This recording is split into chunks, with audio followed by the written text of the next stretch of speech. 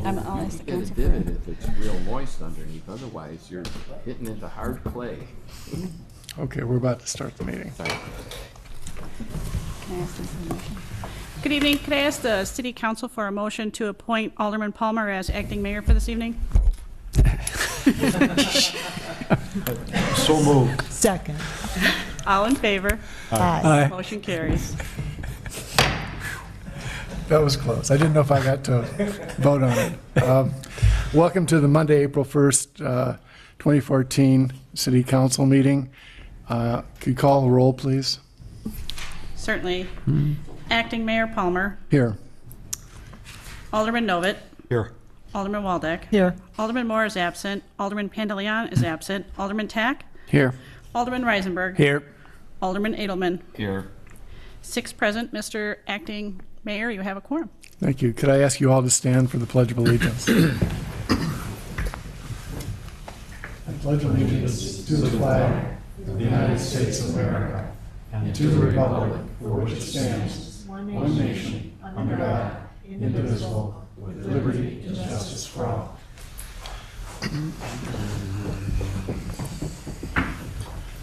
We are now going to go into executive session. Could I ask for a motion to go into executive session?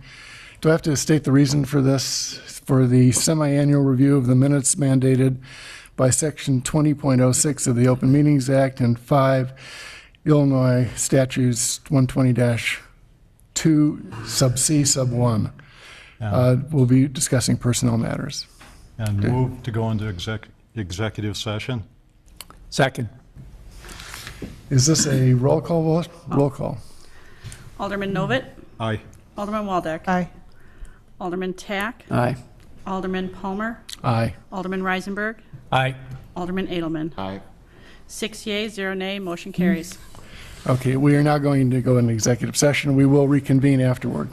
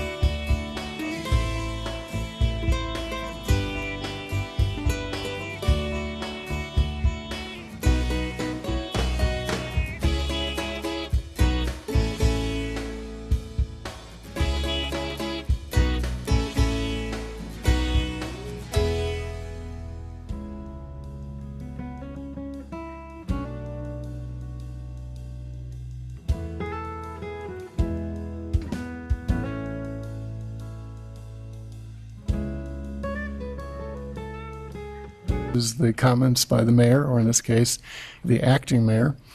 The Deer Path Art League Emerging Artist Awards. Jillian Chapman, would you like to come up and tell us what this is? And we have some awards to hand out. Hi, thank you everyone for being here.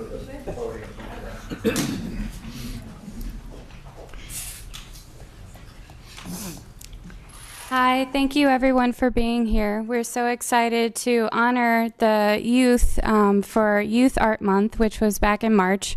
The Deer Path Art League is celebrating its 60th anniversary this year, and to honor that, we're honoring our children in the community. And so it's just a wonderful event we had this past month. Each school had an award winner, and most of the children are representing, and so we're just really excited. Okay, I'm going to come out there with these awards, and when you call the names, I'd like the recipients to come up, get the award, and then to file in front of the city council bench, in front of Alderman Mike. Thank you.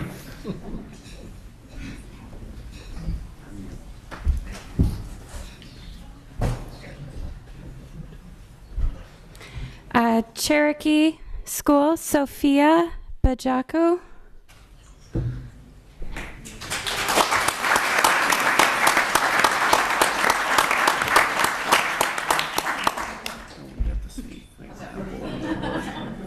See what an example of her. Yeah.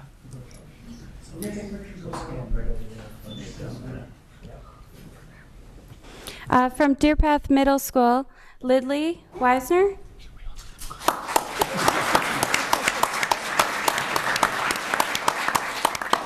Also from Deer Path Middle School, Ansley Weisner.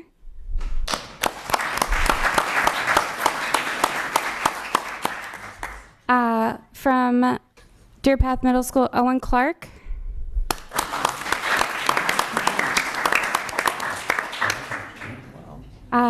Jake Fisher.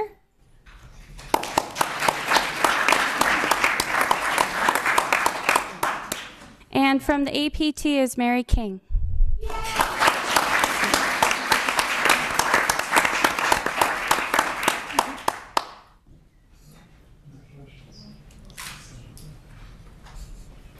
From Everett School, Campbell Ellen.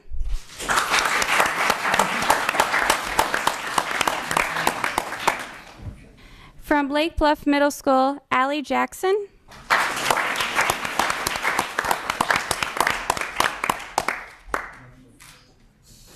Also from Lake Bluff Middle School, Drew Gold.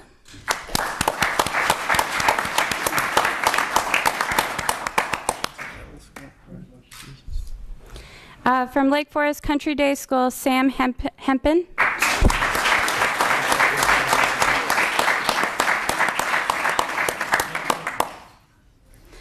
From Lake Forest Academy, Gloria Hale.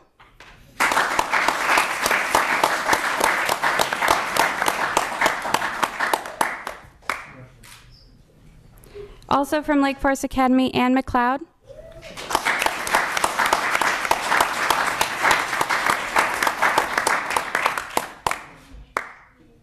Lake Forest High School, Claire Ruggles.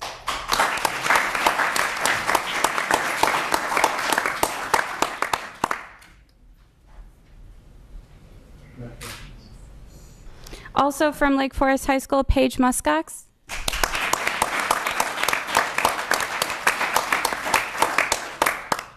From Sheridan School, Piper Rother.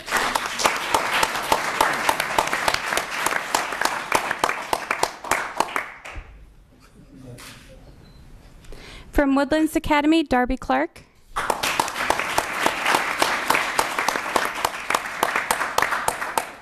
And lastly, from Woodlands Academy, Brooke Hostra.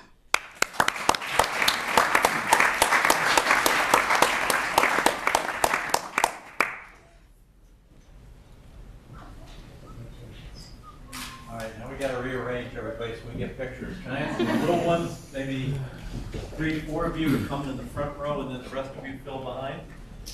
And then, yeah, right here. Why don't you slide further down this way? Right there. Awards out. There you go. Warts out so they can see them at home.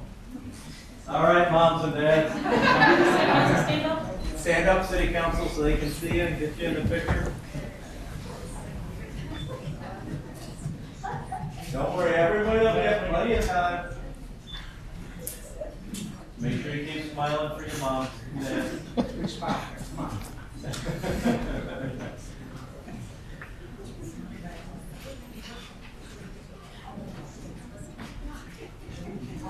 picture? Sure. So we make sure the person that did all the work, right?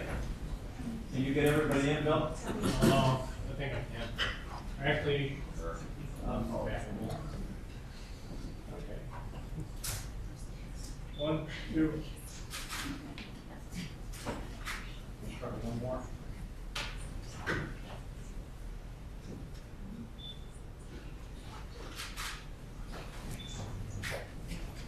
Got it? All right. Congratulations.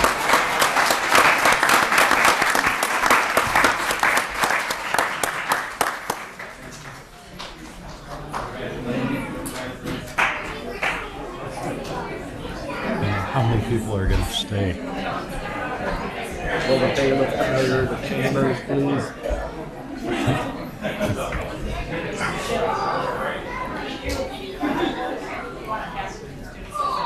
No, they're all leaving. Shut the chambers doors. We've lost our audience. That could be good. That could be bad. Do you want the? Yes.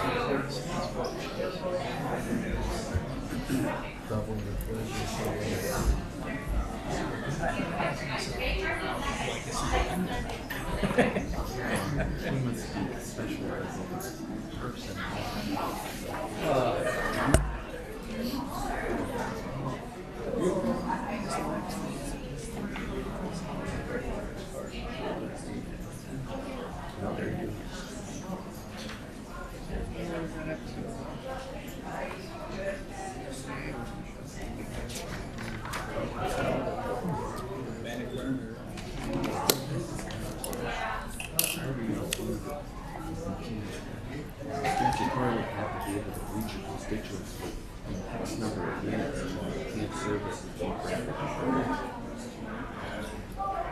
Oh, it's a state law. Problem. I think it's a rule. Yeah. State law proposed by the, All right, the next item on the agenda is comments by city manager. I have no comments this evening, thank you. Next are comments by council members, and the first is Public Works Committee. Consideration of an ordinance approving fee schedule for the city of Lake Forest, first reading, and if desired by the city council, final approval. Okay, and Alderman this, Ovitt. this would be the first of 3 items coming from Public Works. If you will remember, in February, we discussed changing the water rates in Lake Forest, and in past meeting, we approved the change in water rates. One of the recommendations coming towards council was an abatement going to our low-income residents of the fixed rate water increase. And at our recent Public Works meeting, we had a recommendation that was brought forth and approved by the Public Works Committee. This would be for our low-income residents, allowing with a form of proof, the increase or abatement for this to go for $10 per quarter, which would be equal to the rate increase for the fixed rate for those residents. The dilemma for this was not burdening city staff with undue paperwork. And the thought was at that point that there's, similar to with our vehicle stickers, the state's benefit access program allows persons who are low income to more easily apply. And this thought would be first approving the abatement, which would be $10 per quarter off the fixed rate schedule for low income persons. But again, allowing city staff to first use the state benefit access program registration as a way to verify the low-income persons. And are there any questions? Is that in the draft ordinance that we have? I believe it is, yes. It's in the draft ordinance, all right. So do I have a motion to either waive first reading and grant final approval of the ordinance on page 20, approving a fee schedule? I move, we do not, what do we have to do with first reading? This does require a first reading, so if you wish to We approve can- it with finality tonight, it would first be a motion to waive first reading. I would like to approve it with finality this evening. Okay, so you move to waive the first reading. Do I have a Yes. second? Yes, thank you. Second? Second. All in favor? Aye. Aye. Okay, could I now have a motion for final approval? So moved. Second? Roll call? Alderman Novit, Aye. Alderman Waldeck. Aye. Alderman Tack, Aye. Alderman Reisenberg, Aye. Alderman Palmer, Aye. Alderman Edelman. Aye. 6 yea, 0 nay, motion carries. Okay, the second item that the Public Works Committee in our past meeting recommended for council approval would be consideration of a recommendation, and this was submitted by Public Works Committee for approval of an easement agreement between the City of Lake Forest and the North Shore Sanitary District. Largely, right now, the city has, well, North Shore Sanitary District, and it actually has been there since 1976, has operated a pumping station at the south end of the Forest Park Beach. Approximately 5 years ago, North Shore Sanitary District invested approximately $10 million in improvements, which included, it would be an overflow tank and also, I believe, an emergency generator. And the effect of that storage tank pumping station and increased service and the $10 million investment has been that the sewer discharges at that area basically are not going in the lake at this point and have improved the water quality in the Lake Forest Beach area since that point in time. At this point in time, we'd be asking that the easement right be granted as described in the ordinance that was provided towards council, and also that there be a waiver of fees for that right as described in the ordinance. Any questions? I do. So the sanitary flows to the South Beach via gravity. And then there's a pumping station, a lift station that pumps it back up to their treatment plants? That's a question. Yeah. Okay. So since 1976, they've been operating, they've been accessing that via what legal right? A lease? An easement. Was there an easement? It was actually, I can't recall if it was referred to as a license or a lease, but there was an agreement, and the $113,000 that is reflected in the easement before you that would be waived was part of the consideration for that right. As I understand it, and Mike Thomas may be able to supplement, as I understand it, the flows that were coming from the city were in excess of the capacity of what they had there. That led to the improvement, and the improvement increased the capacity and reduced the amount of overflow that would then go into the lake. That's the water quality improvement. I thought you were talking cash flow. You mean the other. I'm talking other types of flow. Yeah. And there's an approximately, it's a $2 million water tank. If you go to the South Beach parking lot, underneath that parking lot is an overflow tank for I that. understand. I'm just looking for what the quid pro quo is, but what you're The- saying is because of our storm interconnect into the sanitary, we've been surcharging the sanitary sewer, and the costs of trying to fix it through the infiltration and inflow that we were getting would likely have exceeded the cost of the holding tank that the North Shore Sanitary District built. Is that a fair statement, Michael? And just to add, IEPA was putting pressure on NSSD to get all the storm water out of the sanitary sewer system. So we've done various things with our infrastructure to do that. But this is North Shore Sanitary District's way of having a holding tank, basically, if the flows exceed the pump station as it sits today. So since these improvements were made, North Shore Sanitary District has not had any flows into the lake. And the 113,000 is accrued over what period of time? Is I that believe a it was- 1-year accrual? No, a I believe it 5-year was accrual? from 2007. From 2007 to date. 7-year accrual. approximately. Okay. Yes. And then last question is this natural gas-fired generator. It doesn't say specifically, but I assume it's so that the pump never goes out, the lift station. Correct. It's a backup power generator, yes. Backup pump there, in case Yes, the there's a pump backup moves pump out? as well. Yep, there are both. So they used to lose power on a somewhat regular basis, so now they have a backup power supply. And if they So lost the pump, then they'd have to let it spill over into the lake, right? There it is, yes. Okay, so we're pretty fail-safe. We have been since these improvements have been installed, yes. Seems like there's a reasonable balance. Any other questions? Anyone from the public wish to be heard on this issue? All right, if not, could I have a motion for approval of the easement agreement between the City of Lake Forest and the North Shore Sanitary District? Moved. Second. This is a voice vote? Roll call. Alderman Novit. Aye. Alderman Waldeck. Aye. Alderman Tack. Aye. Alderman Reisenberg. Aye. Alderman Palmer. Aye. Alderman Edelman. Aye. 6 yeas, 0 nay, motion carries. And the final item coming from the Public Works Committee was consideration of a recommendation of our last meeting, which was April 14th, for approval of a resolution supporting seasonal lawn and landscaping irrigation restrictions, education, and enforcement. Included in the packet for council was a copy of the resolution that's in front of council today. Largely, and I have to say it's the brilliance of Randy coming up with the thought of, with our odd even days and the dilemma we've had, there being 7 days in the week and an odd number of days in any month.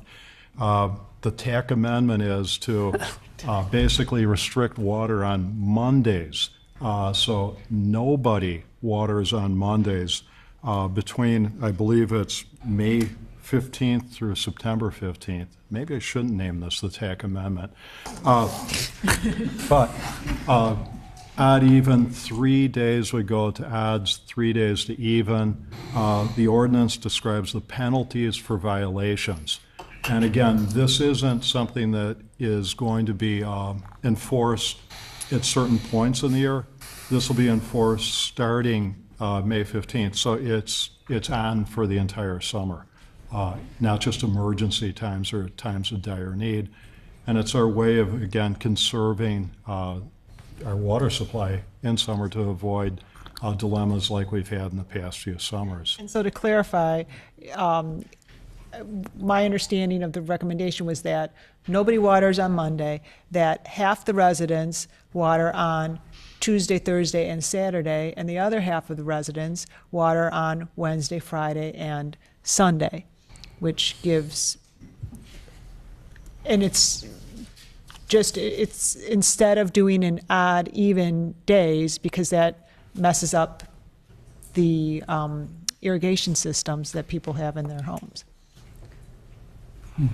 So half water on Tuesday, Thursday, Saturday, the other half waters on Wednesday, Friday, Sunday, nobody waters on Monday. So all these sprinkler control boxes that allow you to say odd days or even days, those settings would not be operative. They would have to set the actual days, and that's possible? That's actually standard. Most of the old ones do it that way. Most of the old ones don't allow odd even. And if they do allow odd even, unless you reset them on the months that have an odd number of days, then they're off and you're watering on all the wrong days subsequently. And the point of Mondays, by the way, it's not arbitrary. The point of Monday is to recharge the system because that's a high non-irrigation demand day. And so that was, Public Works looked at that and felt that that would be very helpful to the city in avoiding problems with low pressure. Did I get that right? Yeah.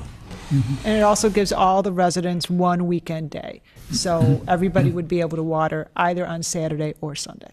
So how are they going to know who's Tuesday, Thursday, Saturday? Well, even numbered houses will be Tuesday, Thursday, Saturday. Odd number houses will be Wednesday, Friday, Sunday, or vice versa. Yeah, as described in the ordinance, the odd days would be Wednesday, Friday, Sundays. Even days would be Tuesday, Thursday, and Saturday, as is in the ordinance. And are we going to have any sprinkler pulleys?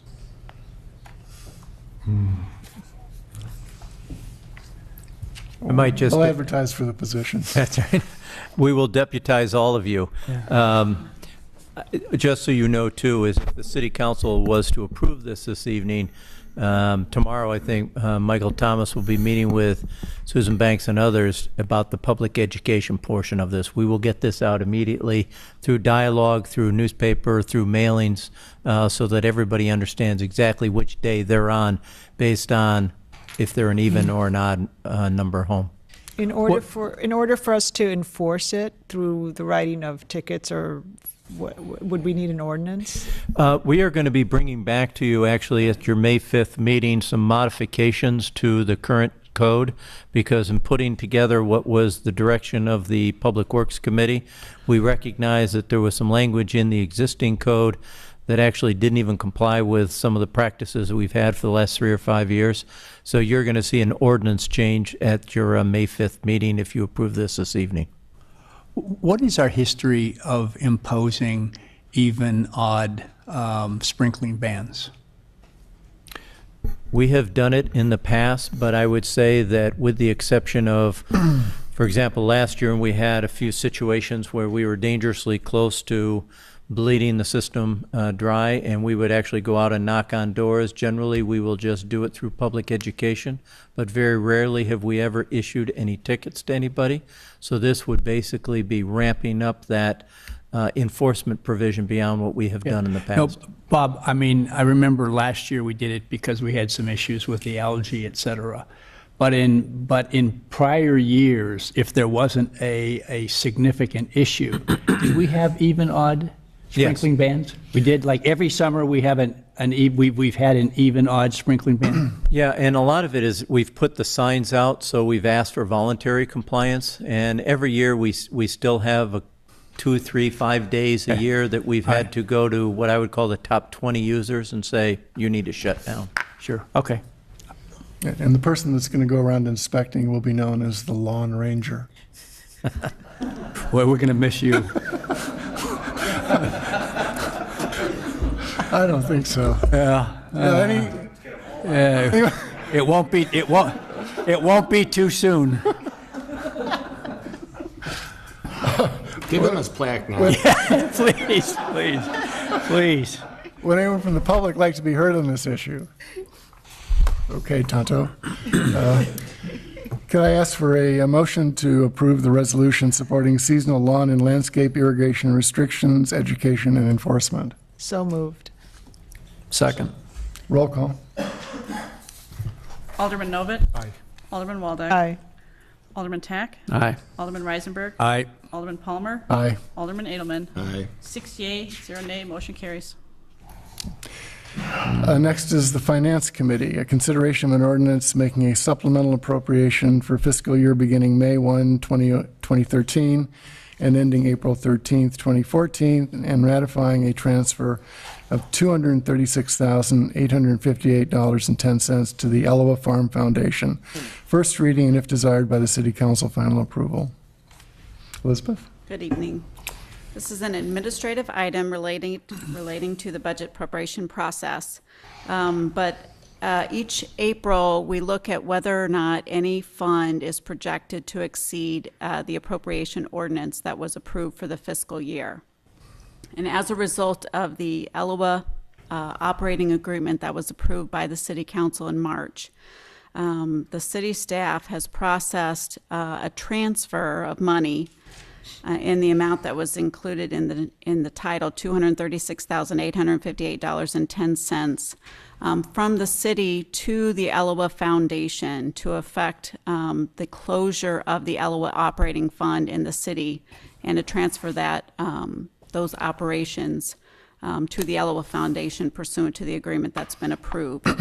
That transfer was not contemplated in the fiscal year 14 budget, and so this item provides that appropriation authority through a supplemental appropriation ordinance for $205,000, and then just ratifies the actual transfer of funds to the Elua Foundation. Okay, any questions? Anyone from the public like to be heard on this issue? If not, do I have a motion to waive first reading? So moved. Second. All in favor? Aye. Do I have a motion for final approval? So moved. Second. Roll call. Alderman Novit. Aye. Alderman Waldeck. Aye. Alderman Tack. Aye. Alderman Reisenberg. Aye. Alderman Palmer. Aye. Alderman Edelman. Aye. 6 yeas, 0 nay, motion carries. Okay. Next is an opportunity for citizens to address the city council on non-agenda items. Is there anyone who wishes to speak on a non-agenda item? If not, we go to the omnibus vote consideration. The first one is the approval of the April 7th, 2014 city council minutes. The second is consideration of approval, review of executive session minutes that include the dates of 12/2/13, 1/6/14, 1/21/14, 2/3/14, and 4/7/14. The third is approval of a resolution reallocating the 2014 volume cap to the village of Buffalo Grove, Illinois. The fourth is approval to renew the agreement for financial and land parcel management system software maintenance and licensing for fiscal year 2015. The fifth is a request to the City Council to waive the competitive bidding process to purchase LED streetlight lamps. The sixth is an award of the contract to Oak Knoll Water Main Replacement Project. The seventh is award of the Lake Forest portion of the 2014 Joint Sewer Lining Project contract. The eighth is award of the Lake Forest portion of the 2014 Joint Concrete Pavement Patching project. The ninth is the award of the Lake Forest portion of the 2014 Joint Concrete Sidewalk and Curb Replacement Program contract. The 10th, consideration of ordinances approving recommendations from the Building Review Board. First reading, and if desired by the City Council, final approval. The 11th is consideration of ordinances approving recommendations from the Zoning Board of Appeals. First reading, and if desired by the City Council, final approval. Any questions about these? If not, could I have a motion to waive the first reading of the two ordinances, numbers 10 and 11? So moved. Second. All in favor? Aye. Okay. Next, could I have a motion for final approval of all items on the omnibus agenda? And Mr. Acting Mayor, if I might suggest that for number 2 of the open meeting, or of the omnibus items, that it be for approval as revised, but not for release. All right, so modified then. Okay, could I have a motion for that? And so moved as so modified. It's moved as modified. Okay, good. Have a second? Second. Roll call. Alderman Novit. Aye. Alderman Waldeck. Aye. Alderman Tack. Aye. Alderman Reisenberg. Aye. Alderman Palmer. Aye. Alderman Edelman. Aye. 6 yeas, 0 nay, motion carries. Thank you. Next are the ordinances. The first one is consideration of an ordinance approving a fee for the impoundment of vehicles used in the commission of DUI-related offenses within the city of Lake Forest. This is the first reading, and this is presented by Chief of Police Jim Held. Good evening, Acting Mayor Palmer and Alderman. Before you tonight is the first reading for the ordinance imposing a $500 fee for the impoundment of vehicles used for DUI or DUI-related offenses. Staff is requesting that this $500 fee be instant to the rest for these DUI offenses. The state law is clear that local municipalities are able to enact this ordinance to recoup some of their costs. We're looking at it as more of a traffic safety issue, hopefully a deterrent to DUI drivers. The state law is much broader. They do allow for imposing a fee like this for many other offenses, and we want to keep it at this point in time limited to DUI and DUI-related offenses. If you're revoked for DUI, your license suspended for DUI. The budget impact for this would be roughly $25,000 a year. It averaged over the last 4 years, based on our data of our DUI arrests and related offenses, anywhere from $20,000 to $26,000. So it's been reviewed by the legal committee. I think I spoke about it 2 weeks ago with Committee of the Whole, and I'd be happy to answer any questions on it at this point in time. What was the amount of the fee? $500. Okay. That's above what they pay for the towing company to tow at any storage. That comes directly to us. What are the other common offenses for which you're not allowed to operate your vehicle after you've been arrested? We can be suspended for multiple violations. You can be suspended for a variety of safety issues, non-insurance. There's all sorts of reasons, but we're limiting this. If you're suspended, it has to be for a DUI offense. So you had a prior DUI and you were suspended. Okay, so I guess my question is, if we're making the argument that we're doing this to recoup our costs for these things, and as a deterrent, why wouldn't this apply to all of those events where the driver is not allowed to continue to operate his vehicle? Because they seem very much the same to me. It could, when you process a DUI, it's a much lengthier process. It usually takes 1 to 2 people, possibly a supervisor, anywhere from 3 to 4 hours to make an arrest. An arrest for a suspended license for too many traffic tickets, that could be anywhere from a half hour to 45 minutes. It's a much quicker, shorter process. Court time is completely expedited. When you have a DUI arrest, you're looking at an awful lot of paperwork, processing, report writing, much lengthier, video review, submitting things to the court, to the prosecutor's office.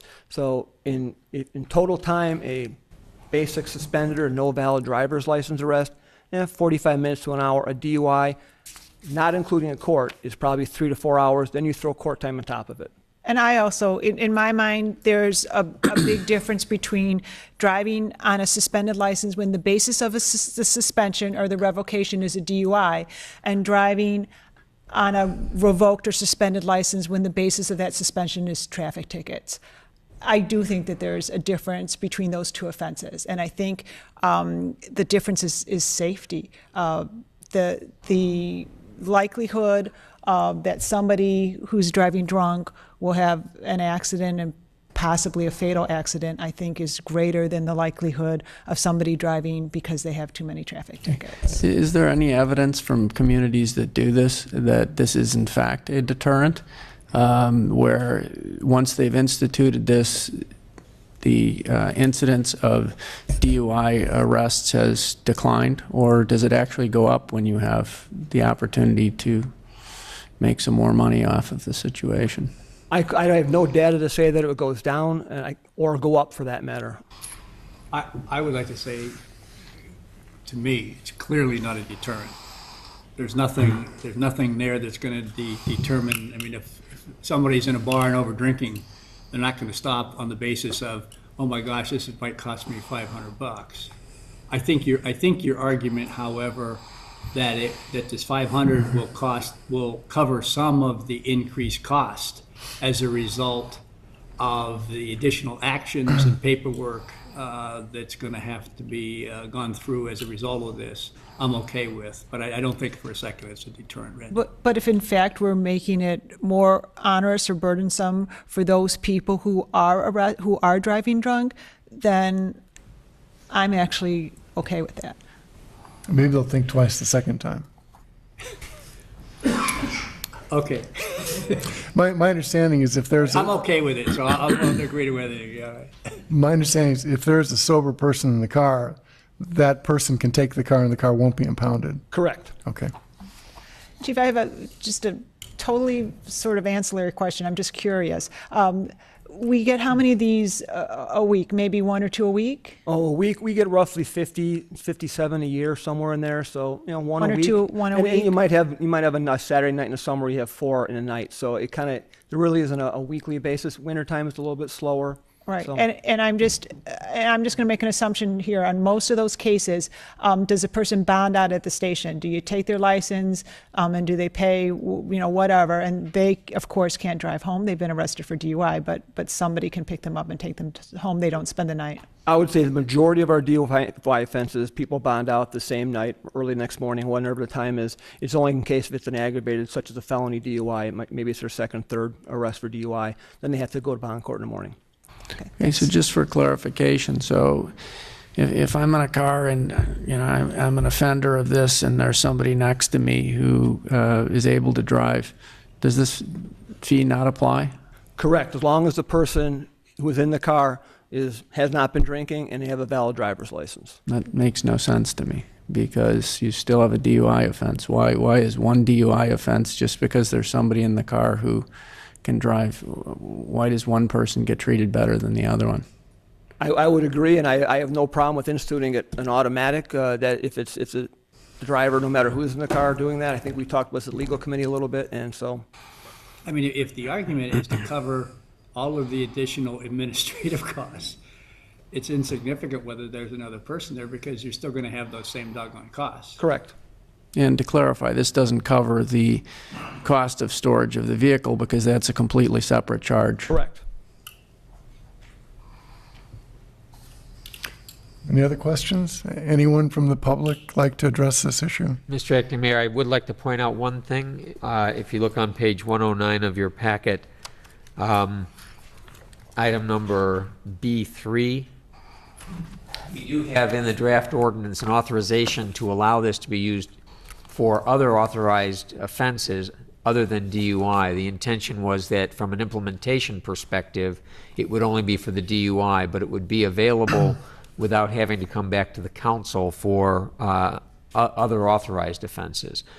If the council wants to have that eliminated, we can do that. Wanted to make sure that you were aware of that provision so that either it can be taken out if the council wants to limit it just to the DUI instances, or it will be available but not implemented at this time based on the presentation of the chief. That would be other authorized but non-specified offenses? In other words, it's not listed in here what those offenses are? It's not listed here. It's just actually listed by reference to the Illinois Vehicle Code. Okay, but I think that if we're going to vote on something that could potentially apply to those, we at least ought to know how many of them they are and what they are and whether or not we actually want that to be here. I think that's your point. Mm-hmm. The reason why I'm raising it is to bring that to your attention.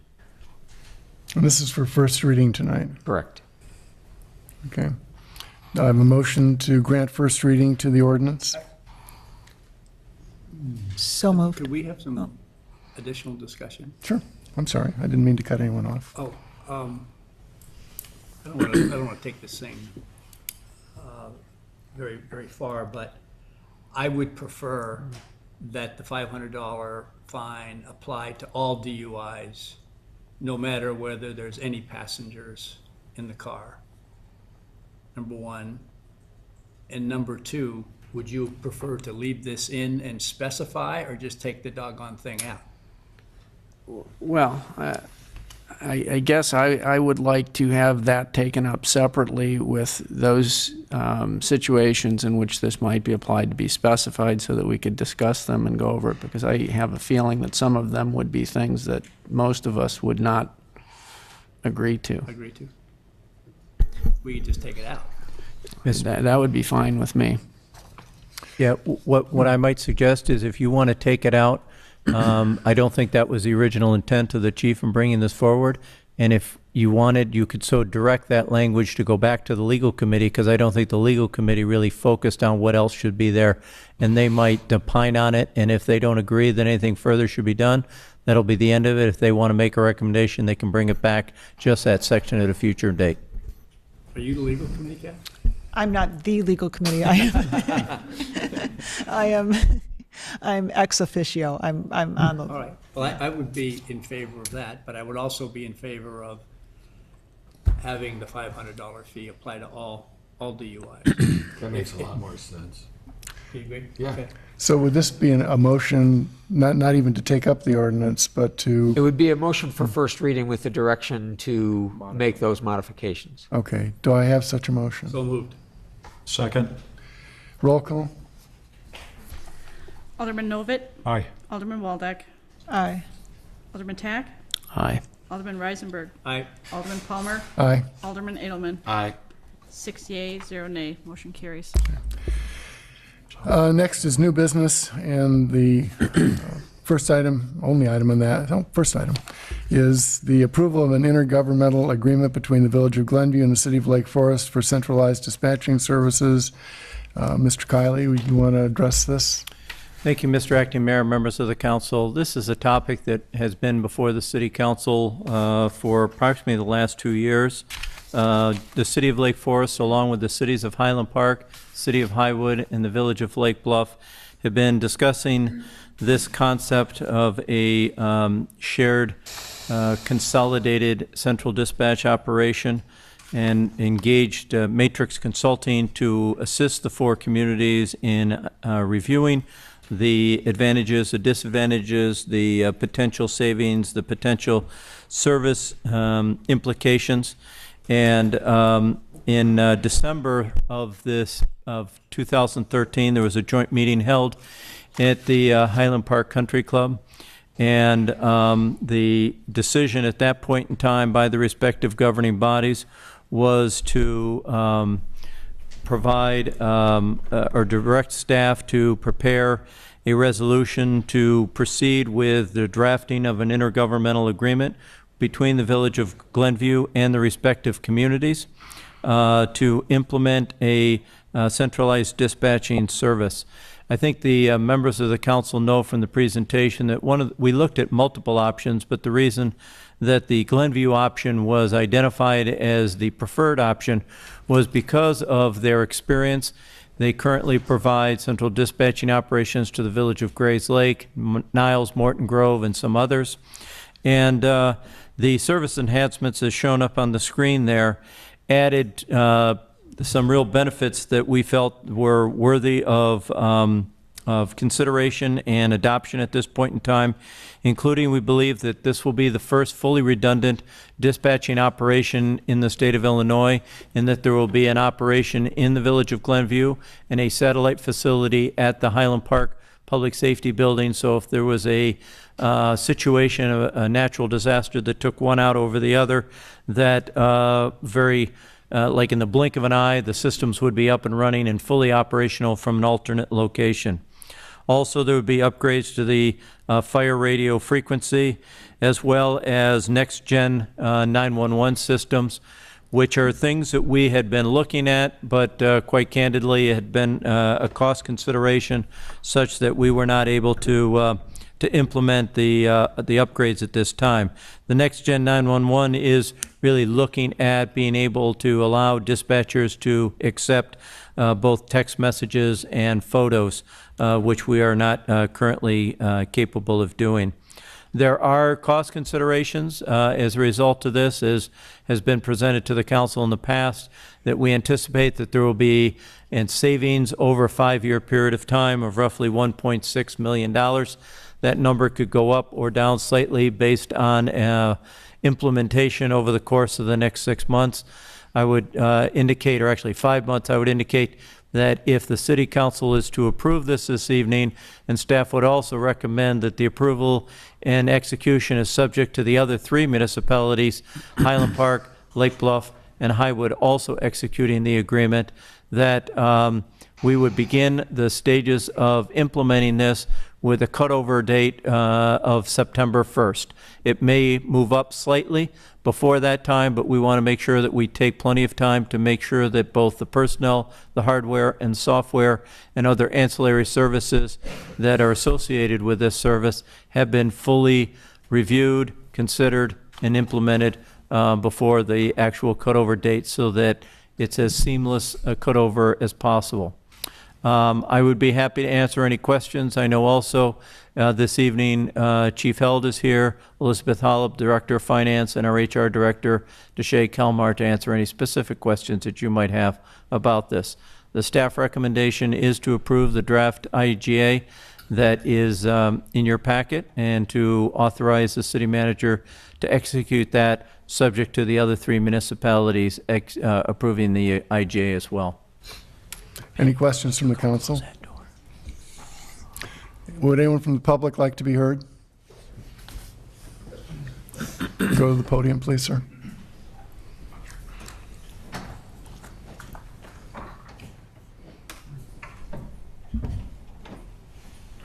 Would you please state your name and address before you begin? My name is Mike Moran. I'm representing Inner Security Systems. We, a few years ago, installed at considerable expense a radio system for an entire network for dispatch, or for notification monitoring for fire alarms and burglar alarms that presently go into the dispatch center. That agreement runs through 2014. Now, if the dispatch center no longer exists, we cannot take those signals to the Glenview operation because Glenview's operation doesn't accept burglar alarms or fire alarms. So we're in a position here of an agreement that has through 2019, so roughly 5 years, that will just go defunct with this. I know that there, in your Q&A, you put here that they could go to another approved alarm center, but as I say, our costs really haven't been recovered. We have another 5 years on the agreement. We're talking well into the 6 figures that our company invested in putting radios in a multitude of businesses and even some residences. So it hasn't been addressed. We haven't gotten a response to any discussion or any dialogue related to the agreement that we have. And I just want to make sure that that's taken into consideration, and hopefully somebody responds to that. Okay, thank you. Do we have a response to that tonight? Yeah, I don't know if Chief Held or Carl, do you want to come up and respond to? Responses in.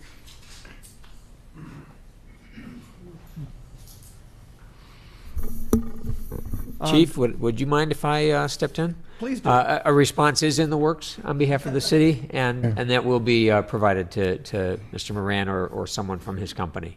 All right. We will get back to you, sir. Thank you very much. Okay, thank you. Would anyone else from the public like to be heard on this issue?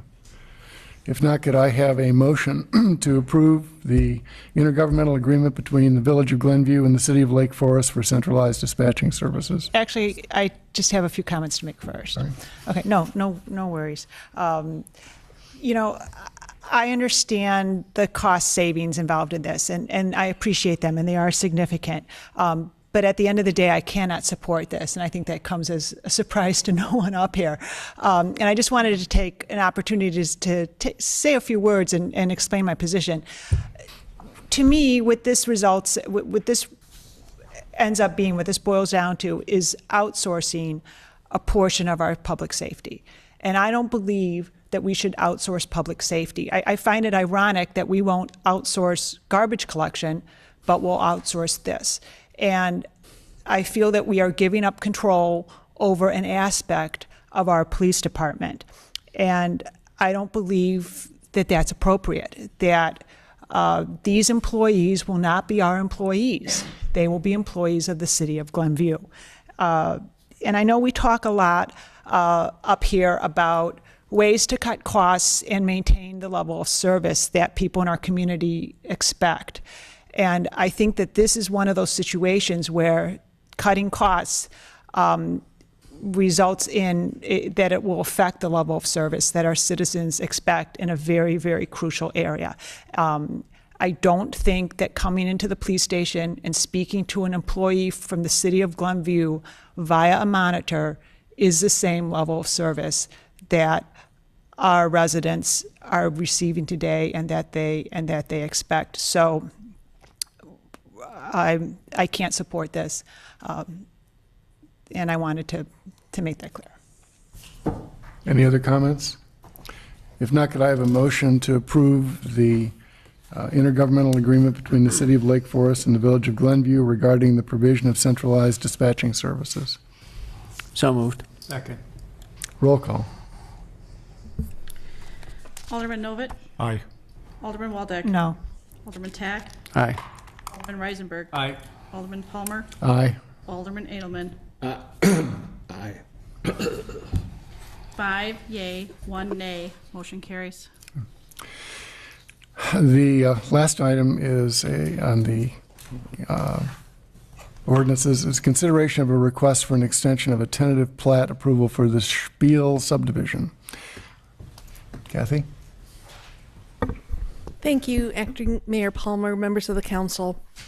This is a request for an extension of tentative plat approval of the Spiel subdivision. And I do want to note that I'm going to review the years because there are some, I made an error in 2 dates in this write-up. On May 21st, 2012, based on a recommendation of the Plan Commission, the City Council granted tentative approval of the Spiel subdivision, a 6-lot subdivision. The code allows 1 year for completion of tentative and presentation of a final plat of subdivision and final engineering. The Spiels requested last spring a one-year extension, which was granted last April.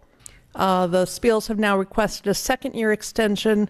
The code does allow the council to grant up to 2 extensions.